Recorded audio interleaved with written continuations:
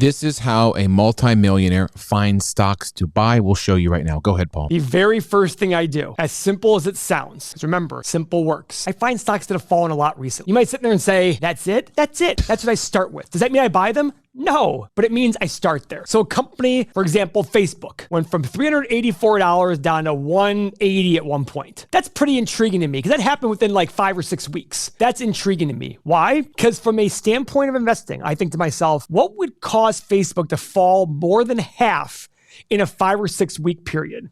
Because my value investing radar goes off. My value investing radar says, how could a company in a matter of 5 or 6 weeks lose over half? Did the business really lose over half its value? It might have. If the government came out and said, you know what? We are now saying Facebook can never make more than X amount of dollars and every other dollar will be taxed 100%. Okay, that pretty much changed the value of Facebook. That didn't happen. What usually happens is it's some sort of over dramatization. Because what happens is the company goes from $384 down to $320. People freak out. So what do? They sell some more. They go to $290. Now the people who held out at $320 and got at $290, they sell. And it just keeps going and going and going. Eventually, there are no more sellers. You might sit there and say, well, people still own the stock. Yeah, but there are people out there who keep them in ETFs and portfolios. Eventually, the company rebounds. It got as low as 180. And Facebook right now is what, 215? Yeah. That was only a few more weeks ago. So these things go up and down. But the first thing I do is look for companies that fell a lot.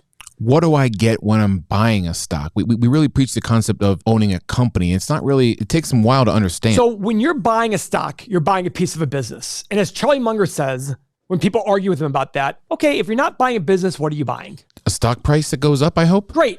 The next comment that Charlie Munger says is, okay, fine. Let's say that business ceases to exist. What happens then? Well, they liquidate everything. They empty the bank accounts, they sell all the buildings, they sell everything. And then you know what they do? They distribute money to every shareholder. That is you. You are buying a piece of a business because in a liquidation event, you are getting a check for your share of that money. That is what you are getting. And that is what you're buying. You're buying a future stream of cash flows. And usually in companies, that cash flow comes year in and year out. You might sit there and say, well, I don't get a check at the end of the year for the profit. You're right. But the bank accounts gets bigger and bigger and bigger, and the debt goes lower and lower and lower. And you own a piece of that bank account and a piece of that debt, where if the company happened to get liquidated or sold, you get a piece of that money. Or they want to distribute some of the money in a dividend, you would get that chunk. That is what you are buying when you buy a stock. Yeah, when you're at home, you might just think that you're buying tickers that go up, like I said, sort of hope. But I shifted my mindset, Paul. Do I want to be a co-owner of this company? And if I do, I'd like to learn about the company to see if I want to be an owner, is this a good company? So what about some steps about finding a good stock, Paul? So we have our software here, guys, and our software has become very popular. We have this 8-pillar process. And the 8-pillar process is not a, hey, let me go buy this if it has all 8 check marks. Let me not buy this if it has all 8 X's. No, it's about a screening process. So let's use a screener. We'll go to the 8 pillars tool and we're going to select all these pillars and we're going to hit go. And guess what, guys? This list comes out. Has all 8 pillars. If you don't want 8 pillars, let's say you say to yourself, you know what? Shares outstanding isn't important to me. I'm going to eliminate that one. Update this. It's going to show you all the ones with these 7 check marks. And you start your process that way. And you click on one of them and go Quest Diagnostics. Look at the 8 pillars. It's all 8. Now I'm going to start analyzing the company. I start going through each pillar. The revenue is growing. It is growing. It's jumped up a lot in recent years. Is this going to continue? Is this going to subside? Because not every 8-pillar stock is a buy. There might be a reason, a random reason for why it's an 8-pillar. It's your job to learn from us, because we're providing this for you, to learn how to use the 8 pillars to go beat the market. The other thing you can do is, we have over 6,000 people in this community chatting every single day about their value investing ideas, their investing ideas in general. And guess what? We even have crypto chats in there, and we have Tesla chats in there. I'm not a crypto or Tesla fan as an investment, but I like it as a way of trading. I like the car. I have one on order. Seth owns one. Mo owns one. But it's all about going to these chats and having a conversation with people about investing ideas. There's even value investing chats. There's 8-pillar analysis chat. People are in here talking. What do you think about this? What do you think about that? All of these conversations are happening. 6,000 people talking about all these different categories every day as a way to generate ideas. And guess what, guys? I own 13 companies. I think I got 5 or 6 of them from our community. When they said, Paul, what do you think of this company? I'm like, oh, you know what? That's actually not bad. There's 10,000 stocks out there to buy. I couldn't possibly get all of the ones analyzed that I want to. When somebody mentions something to me, I say, my response is always, what's your thesis? If the thesis makes sense, I go, oh, that makes sense, actually. Let me go take a look at it. And that's the point of the 8 pillars. Somebody mentions the company to you. Let's say somebody says to you, hey, you know what? I wanna own Google. Great, let me go look at it. I go to the 8 pillars. Oh, wow. All the check marks are here except for the value ones, the PE and the price of free cash flow. Okay, if I like it, I buy it. If I don't like it, I maybe keep track of it saying, hey, when the price falls though, I'm going to want this company because they have a high return on capital. They have high revenue growth. They have net income growth. They're buying back shares. They have very little debt and they have cash flow growth. This is a company I want to own, but at the right price. And guess what? How do I know what the right price is? I use a stock analyzer tool.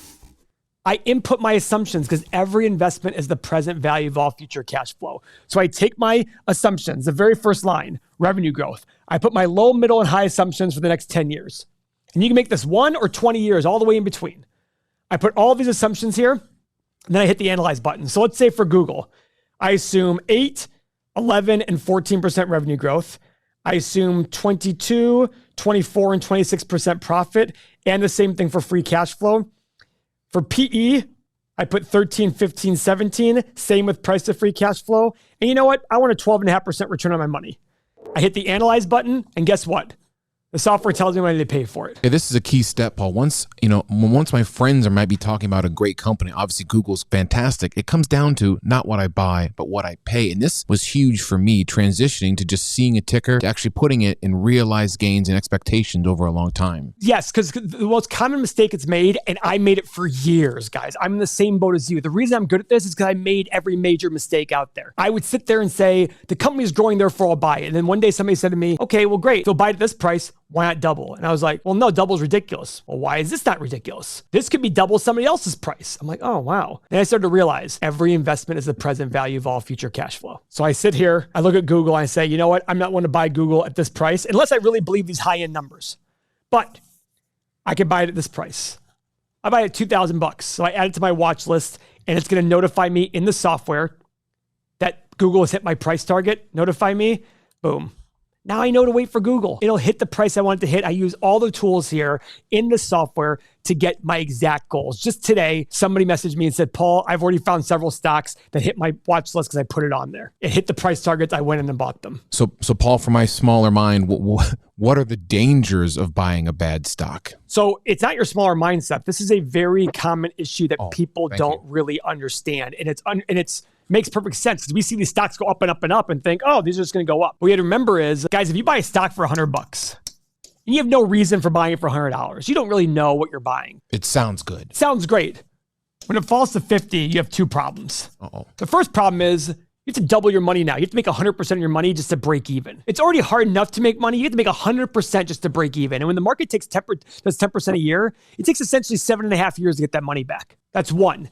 The second problem you have is if you don't know why this fall happened, if you don't understand the fundamentals of the business, you're going to get scared. And you're going to sell. Investing in stocks and real estate and all these investment assets, it's the weirdest thing in the world. It's the only thing in the world people don't want to buy on sale. It gets them scared. And I understand that. I still sometimes, when a stock falls that I bought, I'm like, did I get something wrong here? My fear is a little bit different now because of years and years of process and analysis and understanding it. But when I first started, I was like, oh my God, what the heck happened here? Because I thought the stock was just going to go up. But now the way I look at it is I'm buying a piece of a business. And if I bought a company that justified a $100 price and it fell to 50, guess what I'm doing now? Licking your chops. I'm licking my chops and buying more. If I really believe the analysis, I'm going to reevaluate and say, okay, is my thesis still correct? If the answer is yes, then I buy more. If the answer is no, I cut my losses and move on. I don't worry about it. But if you're only buying it for the stock to go up and it falls in half, what are you doing? What's your next step? You only bought it to go up and it went down suddenly. You're stuck. But I look at it as buying a piece of a business, and that business probably isn't going away. When I first started this, I would just buy, didn't know really why. And then when it fell, again, when I just didn't know why I was in or what to do, it was a real helpless feeling because you just think the stocks are always going to go up. Exactly. But now, with this process, with our software that I'm going to show you, we will show you how you can find the stocks that make sense for you and how you evaluate. If this investing style resonates with you and you're finally thinking this sounds good, you can have this software and Paul will tell you how right now. Go ahead, Paul. This software happened by accident. It was wonderful. We were making videos and I was using an Excel sheet. And everybody kept saying to me, and Y charts, everybody kept saying on the videos, in the comments, how do I get access to your software? So we finally decided everybody's requesting it. Let's make our own software. So we did. You get everything you saw in the video, you get everything here. Plus, you get everything that's coming up soon. You get all of this on your mobile phone. This is all mobile friendly on both Android and iOS. You get the community. Guys, 6,000 people literally talking every single day, thousands and thousands and thousands of messages every single week about investing. You can start any conversation, do whatever you want with it. You get access to Seth Moe and I.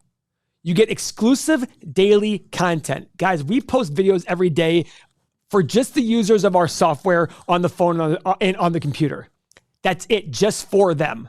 You get everything you see here, and you get it all for just $1 per day. That is it. For less than a cup of coffee, you can change your financial future. If this helps you make 1 or 2% a year or match the market, but avoid 1 or 2% of your losses, the big losses we talk about, this will lead to hundreds of thousands, if not millions of dollars extra in retirement. And it's only $1 per day. And the best part is, whatever price you sign up for, that is the price you stay at forever. 2 ways to sign up. Everythingmoney.com directly, or patreon.com for international users. The benefit of everythingmoney.com is there's no sales tax yet. So sign up now. Is a no-brainer, $1 per day. If you got burned listening to other YouTubers on stocks before, we welcome you to Everything Money. We give you a process instead of just hope. Come join our community, get the software, click the link below.